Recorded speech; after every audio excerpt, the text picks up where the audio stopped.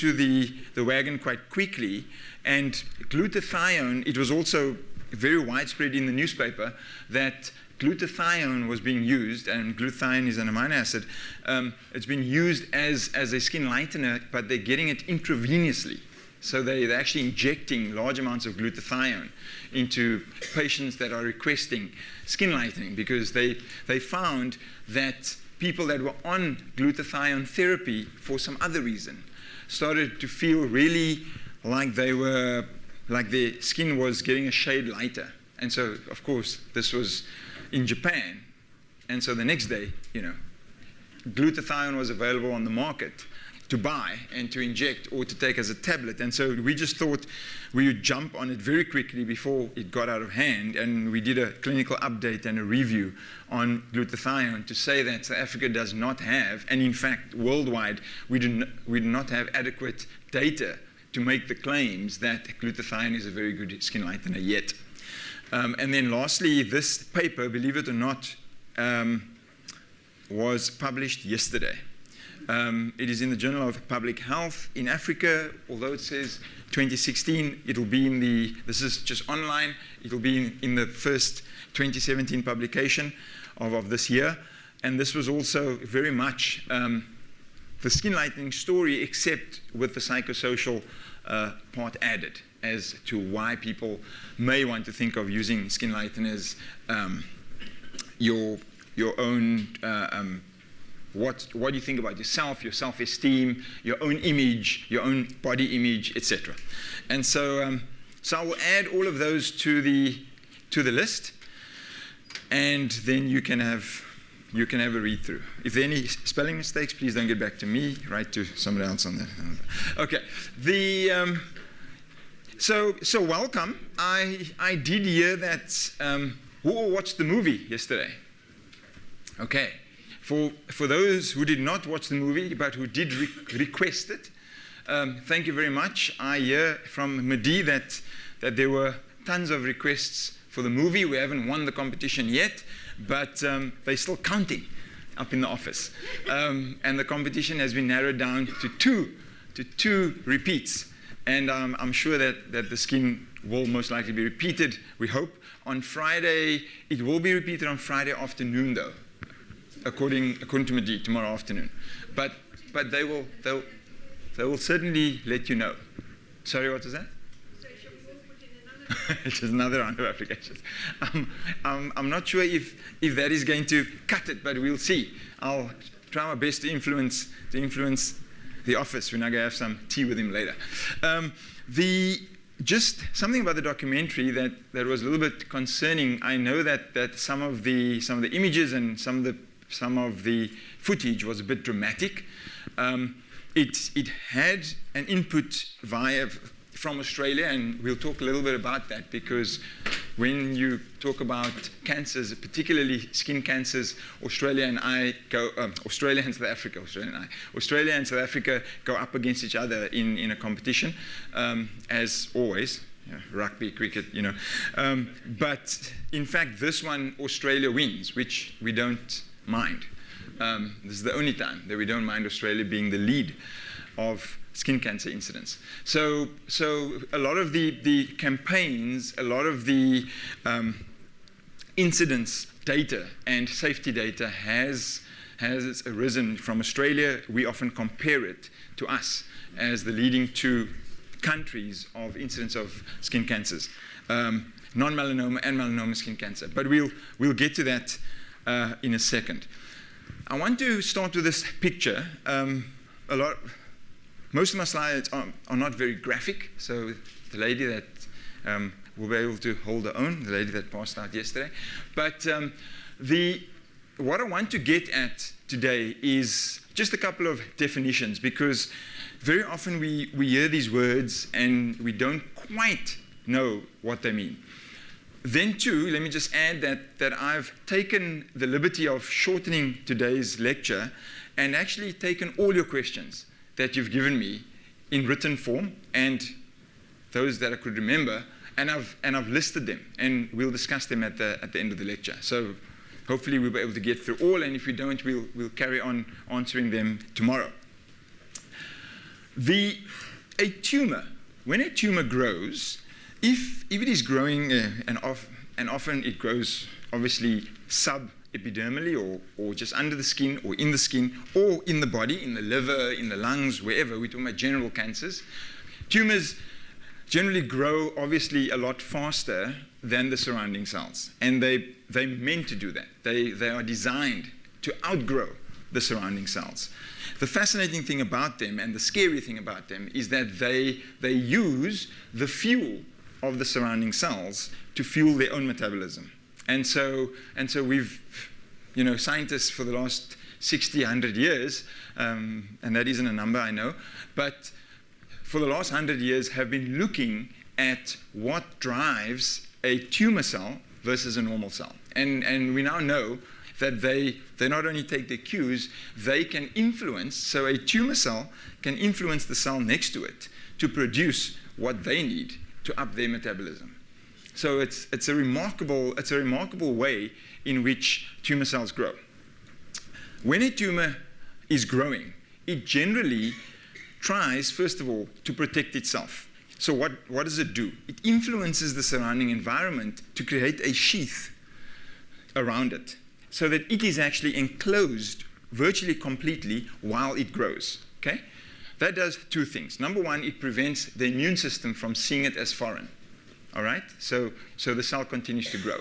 Number two, it creates its own environment around it, so that whatever factors is used to increase your cell growth, it can secrete outside of itself into this sheath, and all the cells have access to these factors. And so the cells grow even faster, okay? And as they grow, they will enlarge the sheath and enlarge it more and more. A tumor growing like that, we tend to call it benign, okay? So what we call benign tumors are generally tumors that may be growing, but have not exited this sheath yet, okay?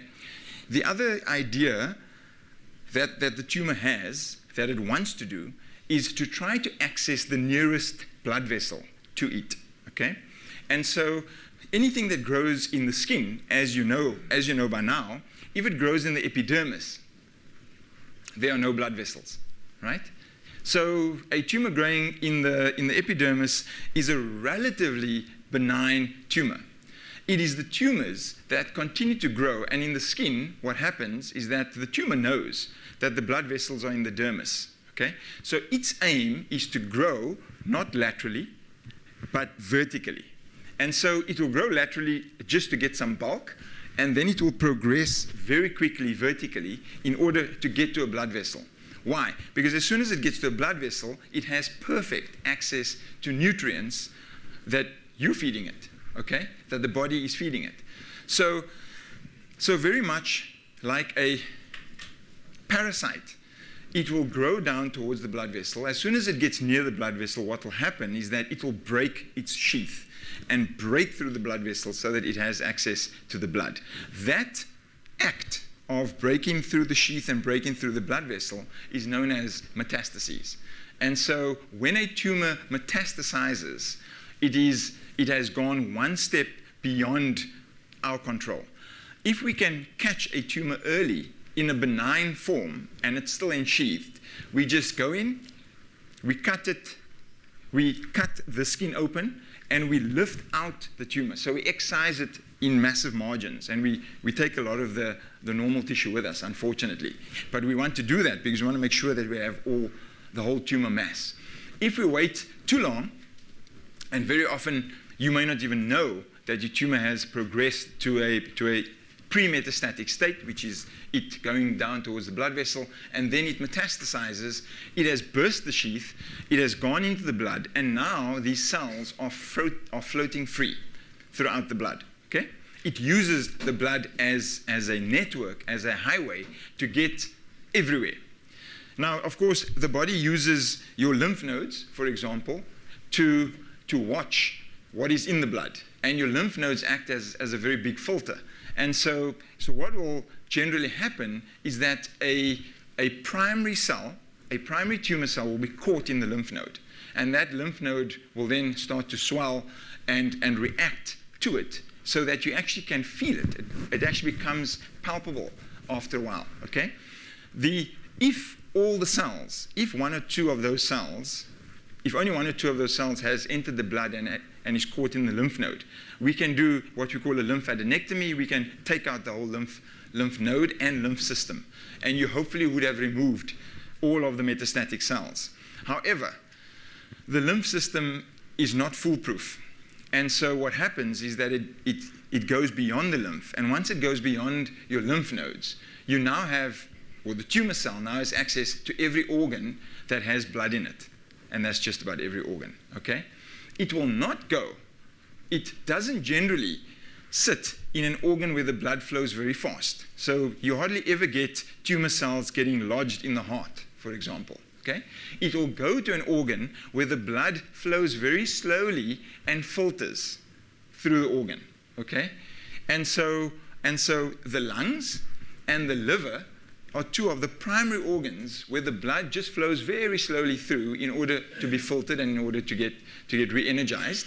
And so those are primary spots where the tumor cells, now in the blood, can actually sit on. And I have this picture in my head of these tumor cells sort of riding in the blood, like this. And then as they get into the organ, they have this grappling hook, right? And as they get in the organ, as they come past some tissue, they just, and they hook onto the tissue, and there they sit.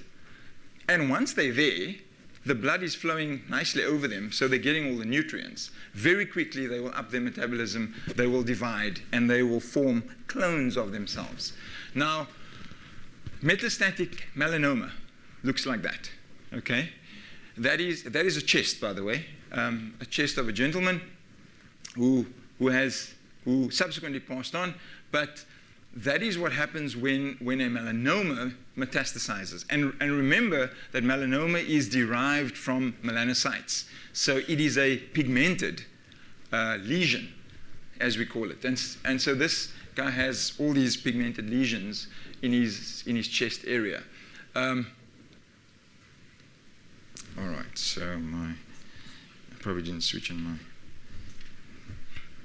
Okay, so to get back to the skin physiology, and I will go through this, I will fly through this.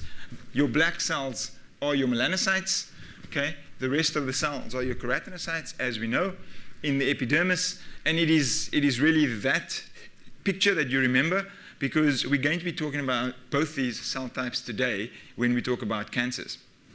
So, cancers in general. What causes it? And there's a variety of factors that actually cause cancers in general. And we can break it down. And this is sourced from Cancer, the Cancer Association of South Africa. If we break it down into percentages, this is a bit of old data, so it may be a little bit less and a little bit more. But essentially, what I wanted to show you was what a massive percentage smoking contributes to cancers. Okay, in general. Why? Because smoking, over time, affects your blood vessels, and it affects the integrity of your blood vessels, and a lot of other things. But the integrity of your blood vessels is exactly what the tumor wants to have. If it has a blood vessel that can be easily broken, that's the perfect blood vessel to get into. And so smoking contributes towards that. Obviously, smoking also affects your metabolism and affects your immune system. And so all of those contribute to lower the body watch on anything harmful. Of course, you're lowering that, and so you're giving the tumor greater access into the body. I just circled that sun. Obviously, when we talk about skin cancers in particular, and remember this relates to general cancers, but skin cancer, 5% is actually quite a big deal of the 100% as a contributing factor. And obviously, skin cancers is what we want to concentrate on. How bad is it? And this is now sourced from quite a few literature papers, quite a bit of literature. Let me come stand over here. You will see that this is numbers that has been collected over a period of a year of all cancers, okay? All cancers. And so we're looking at 649,800 different types of cancers over a period, sorry, not over a year, over a couple of years. 649,800 incidents of cancers expressed over the African continent. And so we can break it up into continents. It is also interesting when you break that down even further and you categorize it into the types of cancers, it gets very interesting. Because, for example, lung cancer is right up there, liver cancer is very high, particularly in Africa, etc. And I think the rest is just related to the fact that they have much higher populations of people, and that very often the data that we can pull out of Africa is very sparse, as opposed to the data that we can pull out of North America or Europe. The global burden of cancer has doubled over the last 30 years in general, all cancers. And by 2030, they suggest that there will be 27 million cases of cancer, 17 million cancer deaths annually, and 75 million people living with cancer, whether they've had cancer, whether they're currently being treated for cancer, whether they're in recuperation after cancer treatment. About 75 million by the year 2030, which is not far away. Now, this is an interesting map. On the left, you have a map that has taken the world, taken the globe, and given the size on that map of the ratio of the, in this case, populations around the globe. So the size that you see is in correlation with the numbers of populations, okay? And so you can obviously see the big bulge in Asia and North Asia and Southeast Asia.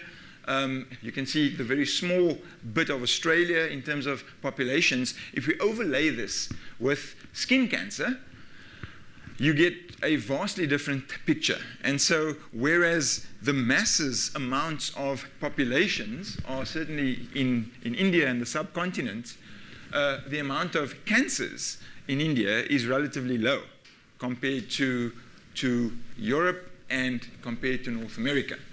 You also see that Africa has fleshed out a bit compared to its population map. So this is a very nice map to show the difference and the incidence. And you can also see Australia has fleshed out considerably compared to the amount of people that live there.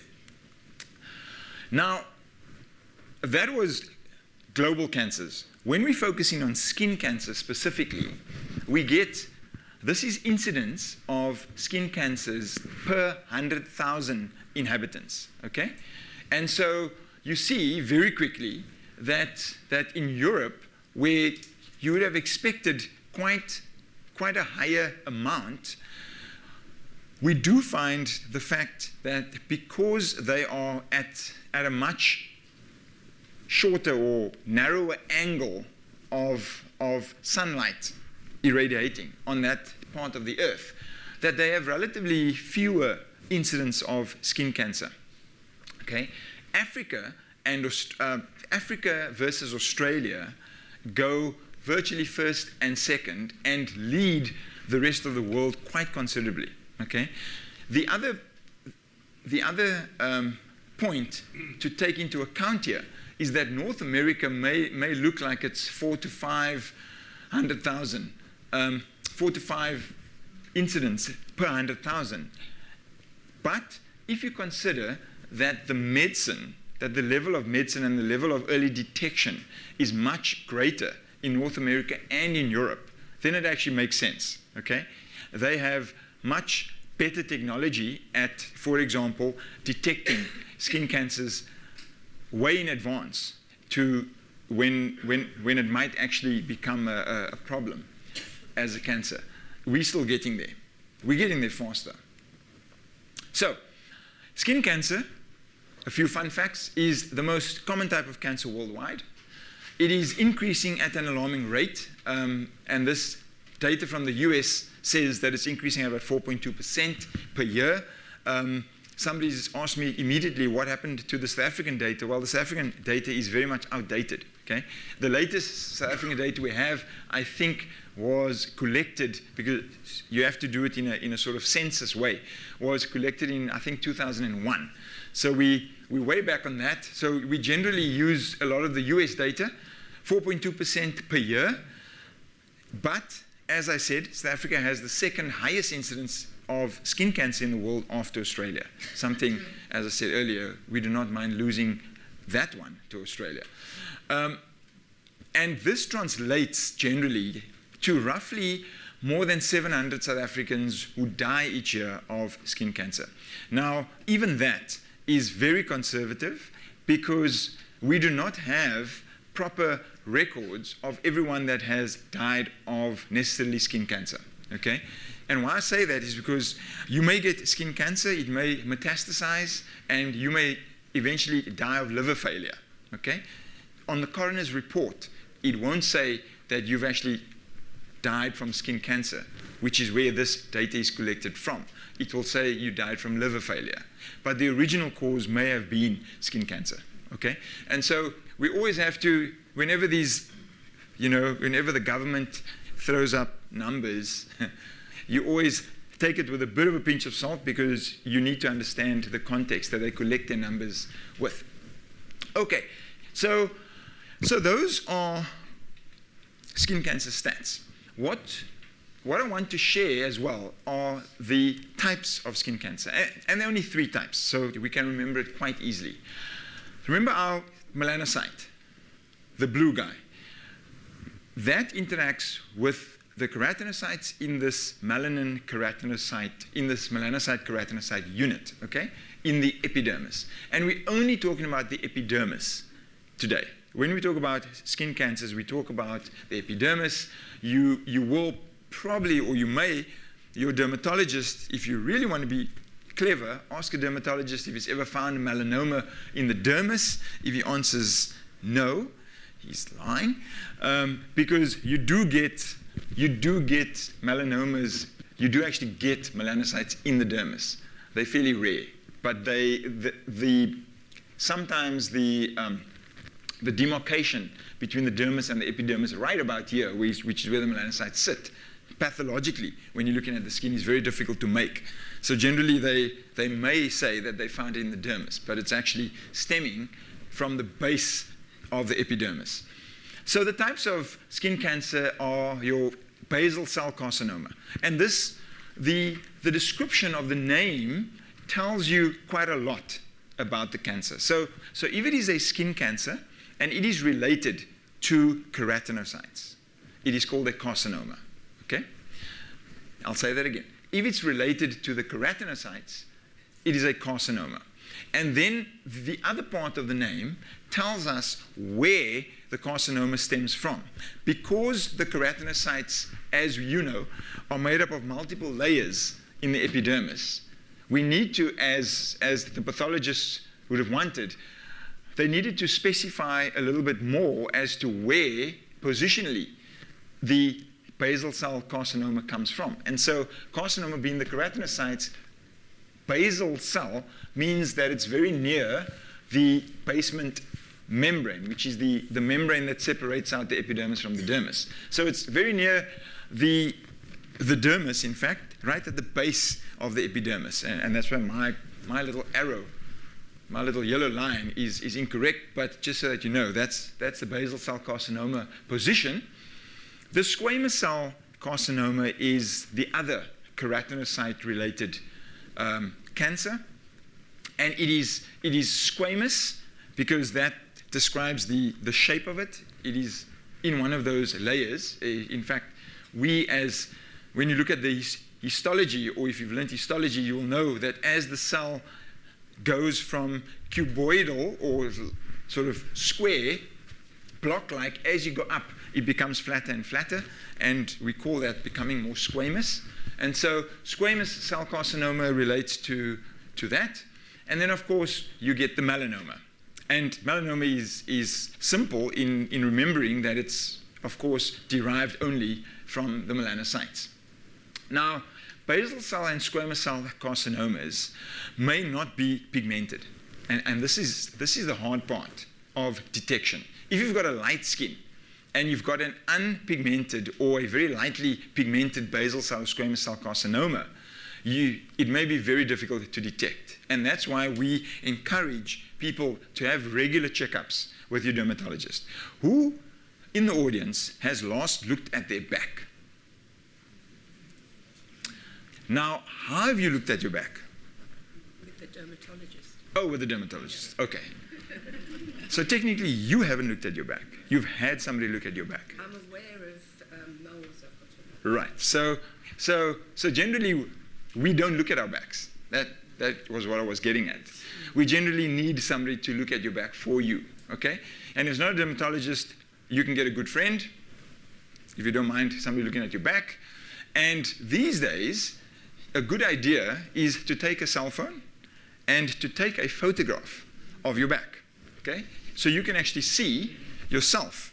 Before the dermatologist looks at it and charges you a lot of money, you can actually see what your back is looking like. And I've got friends, and I do it myself, you take a photograph at the start of the year, and a couple of months later, I take another photograph, particularly after summer. Take another photograph, and then you compare the two photographs and see, oh, this is a new spot that I haven't seen before. This is a new sort of something that doesn't look right, etc. And so you can actually keep a good watch on what is happening on your back. The back is one of those areas that we don't keep a good watch on. The other area, particularly, that we don't keep a good watch on are our ears. And squamous cell and basal cell carcinomas are very well known to come onto the ears and the outer earlobe and the inner earlobe. And so the gentleman that I was talking to this morning who plays golf, golfers are the worst culprits because they think they're wearing a cap on the golf course the entire 18 holes. They are wearing a cap, but the ears are exposed, okay? Unless you've got very long hair that hangs over your ears. And so when you're putting on your sunscreen, don't forget your ears, folks. 80 to 85% of the non-melanoma skin cancers are basal cell carcinomas. They're the most common skin cancer, 10% worldwide. Squamous cell carcinomas make up 15 to 20% of the non-melanoma skin cancers, and here we're differentiating, obviously, between the carcinomas versus the melanoma. And so that makes up the other non-melanoma skin cancers. The squamous cell carcinoma, even though the basal cell carcinoma is the most common that we see, the squamous cell carcinoma is one of those that actually grow faster, okay? They grow faster, and their chances or the risk of them metastasizing are therefore greater because they grow faster, they can invade the tissues much quicker, and so those you also need to watch out for. But the killer is human melanomas. And melanomas, interestingly, they represent the least common cancer. Only represents 4% of skin cancers. But leads, and I put it in red, you may not be able to see it from the back, causes 80% of deaths. It is the most aggressive of all the skin cancers that we know. It almost sneaks up on you. Why? Because it generally looks like a mole, okay? And I'll talk about that in a second. So the melanoma data sheet, we already know that we second to Australia. As I said, statistics are lacking. We have just a generalized statistic of about 1 in 1,600 in the Southern Cape region who present with melanoma. The incidence of melanoma increase per 100,000 was 35% for males and 50.9% for females. And so interestingly, females at the time when these statistics were taken, females were presenting with more melanomas than males. And now we're talking specifically about melanomas, okay? There are risk factors, and they are as good for for general cancers as well as particularly skin cancers. And so immunosuppression, we find, if you dampen the immune system, you increase your risk of skin cancer. And this has been correlated with people that are on AIDS therapy, for example, on antiretrovirals. Their immune system is generally depressed or suppressed and compromised, thank you. And so there has been a correlation between, just in small cohorts, of the increased risk of cancer because of that immune suppression. Certain skin disorders, we spoke about that, albinism, because you've got no melanin, and obviously vitiligo, which I say is a question mark because, as I said earlier in the week, there's still, the jury is still out on it. Albinism, interestingly, does not generate high incidence of skin cancers, interestingly, for some reason. Skin lightening practices, of course, taking away your melanin or reducing the pigment in your skin naturally increases your risk if you're going to spend the same time in the sun of skin cancer. And also, we don't really know right now what those hydroquinone actually contribute towards damaging the cells or damaging blood vessels, for example. History and precursor lesions here, if you have a family history or the genetics run deep, they say friends can lie, but genetics don't. If you know that you've got family members, even distant relatives that have had histories of skin cancer, it's important that your dermatologist knows. Lifestyle, alcohol intake and smoking, of course, lifestyle, the Cape Town lifestyle and the South African lifestyle is generally outdoors. We love our braais, we love our meat, we hate our salads, but we're getting to like our salads these days, I believe. And of course, with that, with a piece of horse, you have to have your beer. I'm one of those. So alcohol intake is also important to do in moderation. And then, of course, working outdoors. Lots of people in South Africa actually work outdoors. So I want to run through very quickly, and your dermatologist would have told you this lots, I'm sure, but I just want to remind you that when we look at a particular spot on our skin, we just can run ABCD through our heads very quickly when you're looking at the spot. Now, if I were to ask you which of those is a melanoma and which is a mole, or we call, in dermatology, they call moles nevi, one nevus, many nevi, okay, N-A-E-V-I. What would you say? Who says that the melanoma is on the left? Okay, you're right. Okay, so democratically the others are incorrect, or sitting on the fence. The melanoma is on the left, and the mole or nevus is on the right. Okay. Now, the A stands for asymmetry. Asymmetry meaning that melanomas, and if you look on the left at the picture on the left, melanomas are often asymmetrical. They're not very neat, rounded lesions. Okay. Whereas moles and nevi are generally symmetrical. So when you see a mole, okay, it may be slightly not a perfect circle. If you've got a mole on your arm or on your face and it's not a perfect circle, please don't say that it's a melanoma, please. Okay. The asymmetry should be quite marked. Okay. B stands for border. So melanomas frequently have irregular or uneven borders, and that's the perfect example on the left. You can see a very well circumscribed border on the right with a benign mole or a benign nevus, whereas the melanoma has irregular, uneven borders.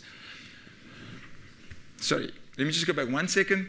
It can also be raised, okay? So you can't see it in 3 dimensions here, but the mole, as well as moles. We have raised moles and we have flat moles, okay? Of course, the melanoma lesion could also be raised, besides having the uneven borders. C stands for color.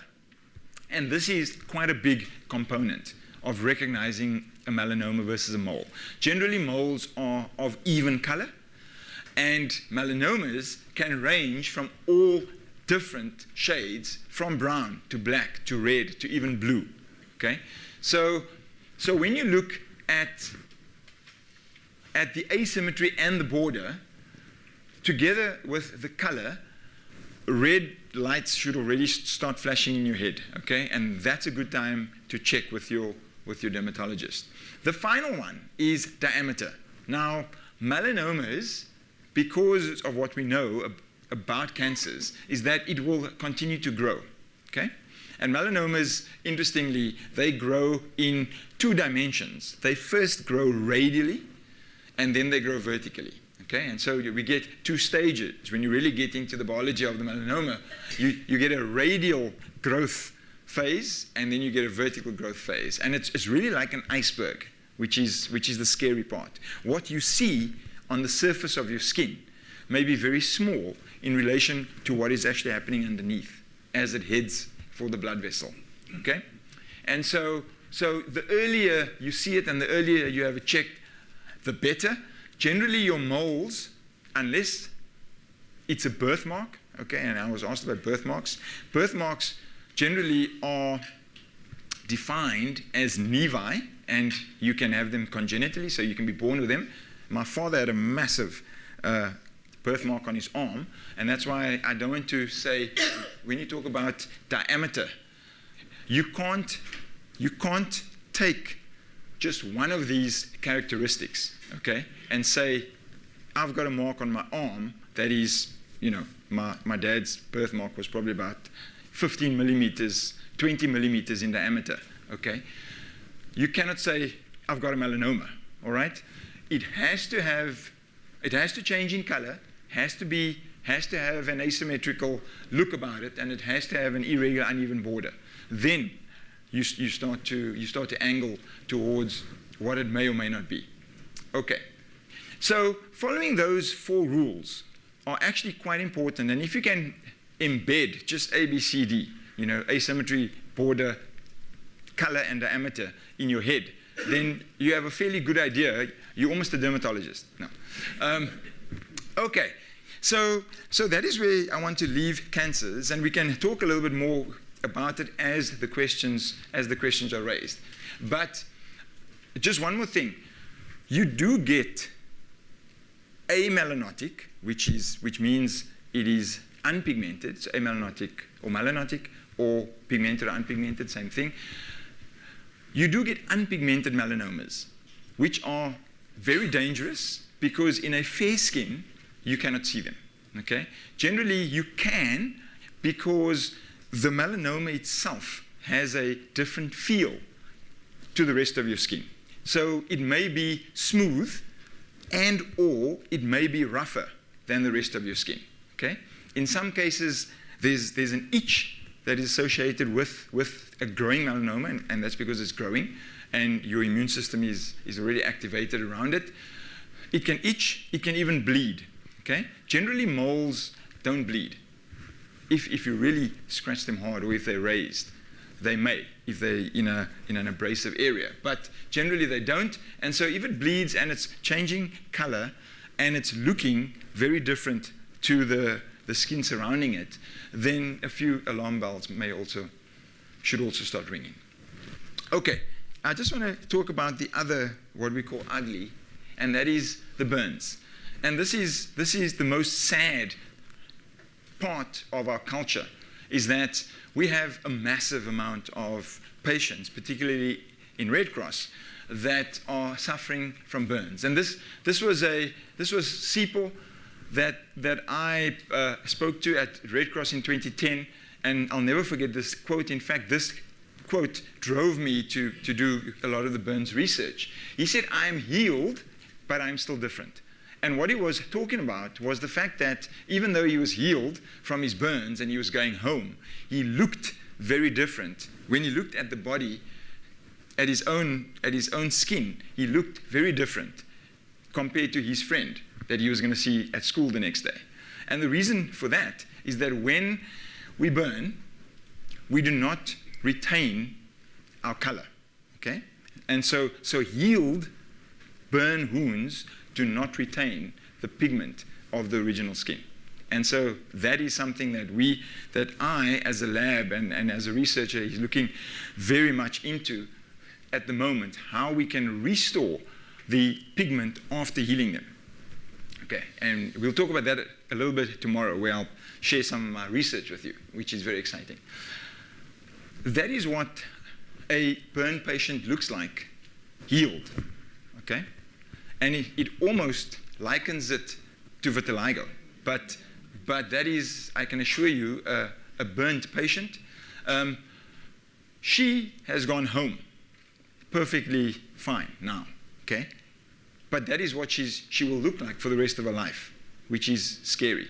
That for some reason, the melanocytes surrounding these areas do not tend to track into the area to repigment once that epidermis has been destroyed. The epidermis and parts of the dermis has been destroyed through burns. Now, it's not after a skin graft. It could be, because obviously the surgery, once they remove the dead skin, they will go for a graft from either a normal part of her skin, which generally may lose its pigment. If you do the graft very well, you may retain some pigment, but in general, it finishes very different to the original color, which is sad. The big story in South Africa, of course, is that of Isabella Pippi Kruger. And if you've been following the news over the past years, you would have no doubt heard of Isabella. I was in Neisner at the time, and it was interesting because if you've read her mother's book, I have to just say I am mentioned in there. But Isabella was sitting on her dad's shoulder, on her dad's arm, and he went to go light the fire for a braai. And he used one of those fire lighters with the spray. So he meant to spray some liquid into the fire just to give it a boost, and the whole thing exploded. And she was here and he was here. And so Isabella is a remarkable story because she had 80% burns. Folks, when I say 80% burns, there is no way that she should have been alive, okay? 60 to 65% burns is almost the limit of just about surviving. And she had 80% burns. The thing that saved her was how fast they moved towards the hospital, okay? They got to the hospital, and in a very small nutshell, because it's quite an interesting story, and I'll be prepared to talk for a long time about it, but they took a normal piece of her skin, what was left. They could hardly find a normal piece, but they literally took a 2-centimeter piece of skin. They took a few. They then immediately sent it to an American company in Boston, Massachusetts, called Genzyme, who then clonally expanded that skin into pieces of skin that they then shipped back to the tune of about 1.5 million rand. They then shipped back. The company paid the whole thing. They then shipped it back, and a colleague of mine in Joburg, Ridwan Mia, Dr. Mia, did the surgery. He had actually trained in Boston, and so he knew how to replace her own skin back onto her as skin grafts. Today, she's alive and well after numerous bouts of physiotherapy, as you can imagine, because they had to literally stretch the new skin over her existing skin. Basically, she didn't have skin. They had to stretch it over her bones and her muscle, and she survived. There's a lot more to that, but I will end it there. The other story, which is an amazing story, is that Pippi then started a fund. Pippi's parents started a fund for burn victims. Within about a year, they had raised over R1 million. Within a year of that, Celeria Maseko was fighting with a friend when the friend took a match, lit it, and threw it at her, setting her dress alight. She then ran from there to a house. As she got into a house, she collapsed because the dress had just rocketed up over her entire body.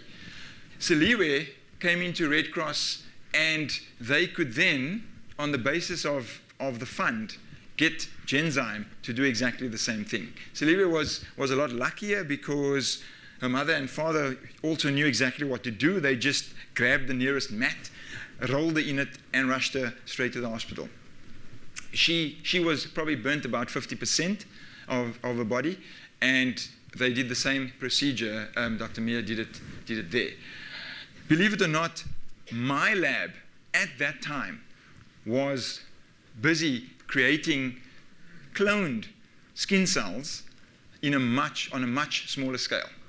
And so, of course, my lab was in no way ready to do the kind of sizes that Genzyme could. But we've progressed since then, and we're on the cusp. I'll share it with you. We're on the cusp of pretty much replicating what they've done.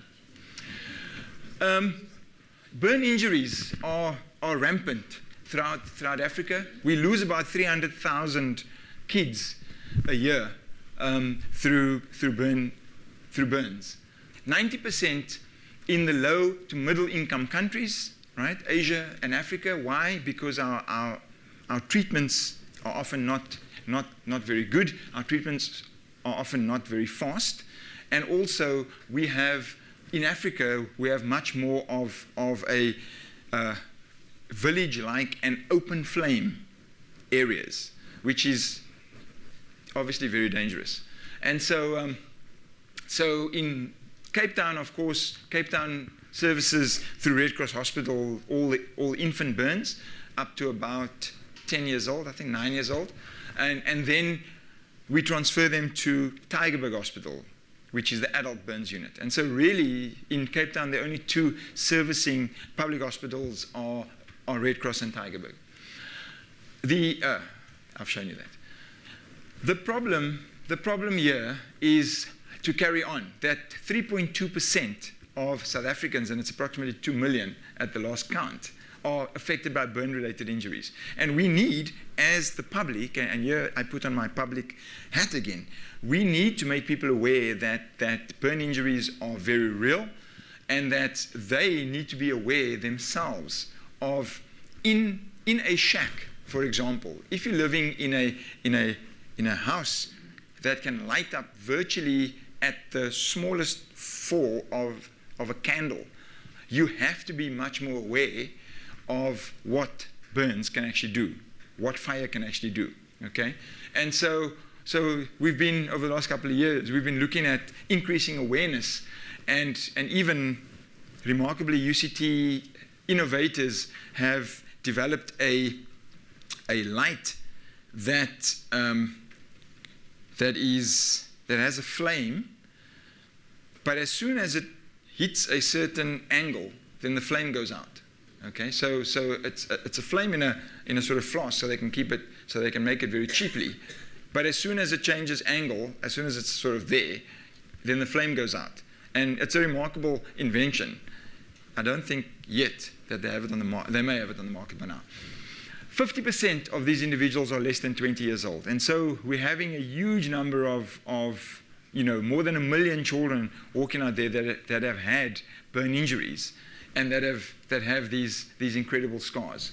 In South Africa, this translates to about 700 cases a year. And as I said, we've got 4 hospitals in the entire South Africa.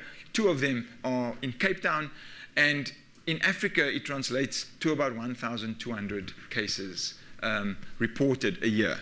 And that is certainly on the increase. Okay, so we've got about 10 minutes left of the lecture. What I wanted to do now was to go to our frequently asked questions. And so let me just ask, are there any questions right now relating to the burns and the cancer specifically before I go on to the, yes? How often? So the mologram is a nice way of taking, and they really work on the differential of color against the backdrop of your skin. And so the dermatologist will take a photograph, basically, and all the moles will actually come up. And they can actually track. It's remarkable software. They can track exactly like you would with your cell phone, but they'll do it a little bit more sophisticatedly and actually track your numbers of moles and the size of the moles, and even the color of the moles. You know, what you generally, the rule of thumb, I would suggest, would be that during summer, we tend to expose more of ourselves to the sun than any other season. And so at the start of summer and at the end of summer, and I'm saying summer, give summer 4 or 5 months, right? Let's be friendly to summer. I know we only have summer for about a month in Cape Town, but nevertheless, I would give yourself about 5 months of summer, and then I would certainly check after summer. During winter months, we generally covered up, and we protect it pretty much, unless you undergo some sunbed exposure, which the gentleman is shaking his head, he will never do. Thank you very much. So that would generally be my suggestion, that probably once a year or twice a year at most, but once a year would be suffice to show you what your moles are actually looking like. Yes? So the way you speak about testing at summer suggests that the incubation time, if that's the right word, for melanoma is quite short. In other words, Yes. I got a lot of sun damage because I surfed as a kid. Right. But I don't go near it anymore. Right. You can. Yes. So are you saying I'm now at low risk of melanoma because it's a long time since I would have to give you horrible things? Okay, so my answer to that could be very dangerous, because I won't be able to answer that exactly. So I don't want to say that you're at low risk and then tomorrow you get a melanoma and then you say, but Professor David said that I was at low risk and so I'm in trouble. But what I would say is that over the years, you know, it's been long enough. Melanoma generally would have reared its head, I would imagine, already from the damage that you had. However, even in saying that, I also don't want to say that because there may be lots of other factors, as I listed, and that's only a short list, of factors that may increase your risk. And so, you know, you may get a surfer that has stopped surfing at 20 years old and now they're 50, but they're smoking. And, you know, and so that might increase their risk. So that's I'm afraid the best answer that I can give. I'll take one more question before we go to, I'm going to say ladies first and I'll get to you guys. Yes. I was told that the majority of dermatologists do not do mole mapping because of fear of litigation. Oh, interesting. Is that true? Do you have any knowledge? So in other words, if they take a photograph and then they compare, but in the interim there has been a change, in theory you can sue the dermatologist. I don't know if that's true. I was told that by somebody who's studying dermatology. Right. So you don't have any knowledge of that because the majority of dermatologists, in my experience, don't do Yes. and it's very difficult to get into one that does because there's a waiting list or they close their book. Right. This So- is a huge problem in Cape Town. Yeah. So my answer to that is that. So the question is that the majority of dermatologists, in her experience, the majority of dermatologists do not do mole mapping because of fear of litigation between the first mole map and say the second. Okay, if it's a year apart, that smacks of America, for me, to be honest, where you just about get sued if you wear the wrong color shoes, but I guess it does warrant some thought. But in general, a dermatologist is trying to help you, you know. So the idea of him or her being sued because you've developed something that, so negligence is obviously what they're being sued for, but it would be hard to believe in South Africa that a dermatologist would be negligent if you got something, because the factors are so varied. in between of what may or may not cause cancer. And 85%, I've told by dermatologists, of melanomas are actually detected by the patient. Yeah, But they don't always remove the moles because sometimes they will tell the patient that in actual fact it's not within the community. Right. So that is a different question altogether. If you see something that you believe is potentially malignant or benign now, but could potentially become malignant, and you've informed your dermatologist, and the dermatologist has done nothing about it, that's a different story.